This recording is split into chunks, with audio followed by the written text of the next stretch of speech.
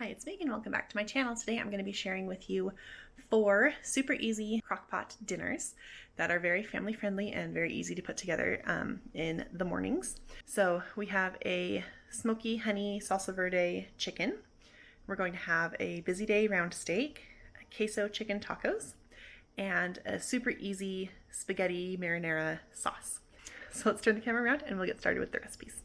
Okay, here's what you need to make the smoky honey cilantro chicken.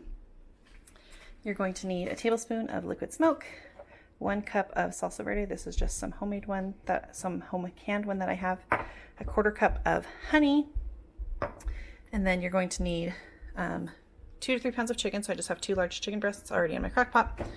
And then you're going to need cilantro. It calls for fresh, but I just have dried, so that's what I'm going to use today. And then you're going to need chili powder, oregano, paprika, cumin, and salt.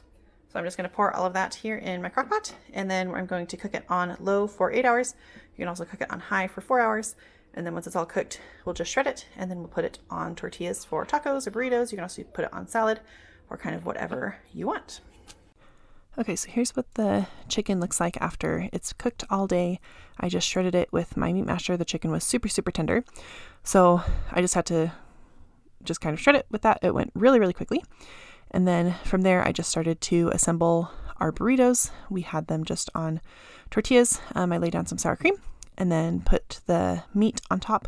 And then I topped that with cheese. You can also put on salsa, guacamole, whatever other kind of burrito or taco toppings that you like.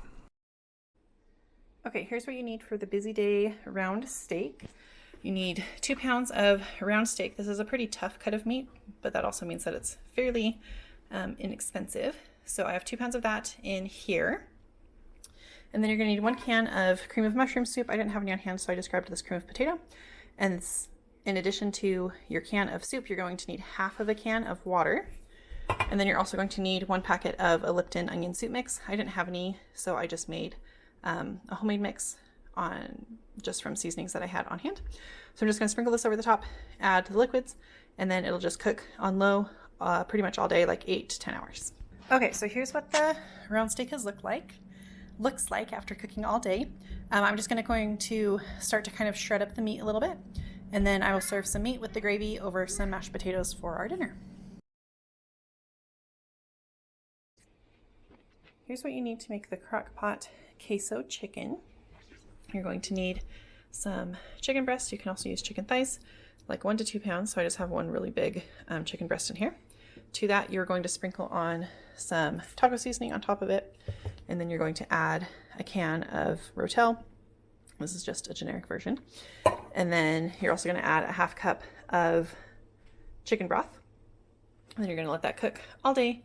And at the end of the day, after it's cooked, you're going to shred up your chicken, drain all the juices, and then you're going to add in your favorite queso to mix it all up together and then heat through, and then you'll be ready to have it. So I drained off all of the liquid from it cooking and then shredded up the chicken just with my meat masher.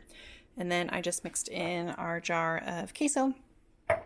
So now it just needs to heat through, and then we'll put it on top of nachos or in a taco or burrito or on top of a salad or however you want to have it.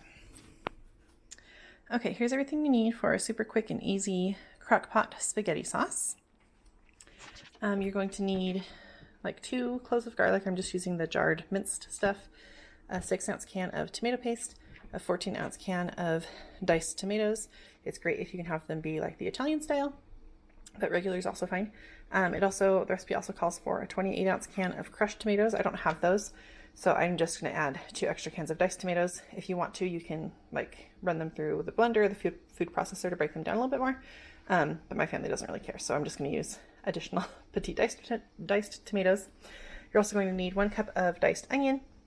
You're going to need about 3/4 of a cup to a cup of beef broth. So I'm just going to use this beef bouillon.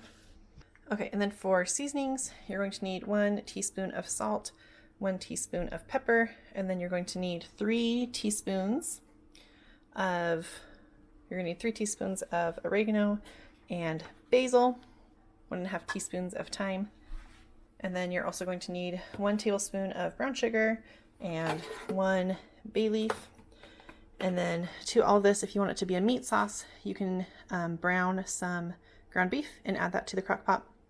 You could also break it up and put it in there raw and it will cook. It just gets a better flavor if you brown it first.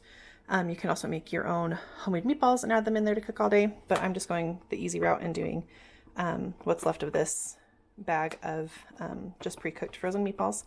This is probably about 2-ish pounds.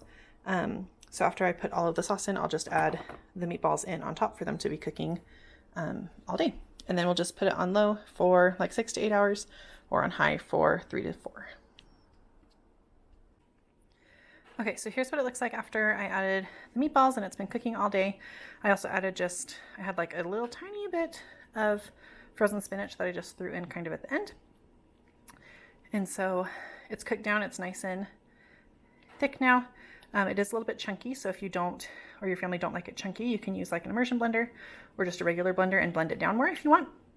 So here's what it looks like all done. We just served this over spaghetti noodles with a side of breadsticks. So that's all I have for today. If you liked this video and want to see more recipes, especially if you want to see more crockpot recipes, make sure you give it a thumbs up and drop me a comment down below with what kinds of recipe videos and cook with me videos you would like to see next. Thanks for watching. I'll see you guys next week with another video. Bye.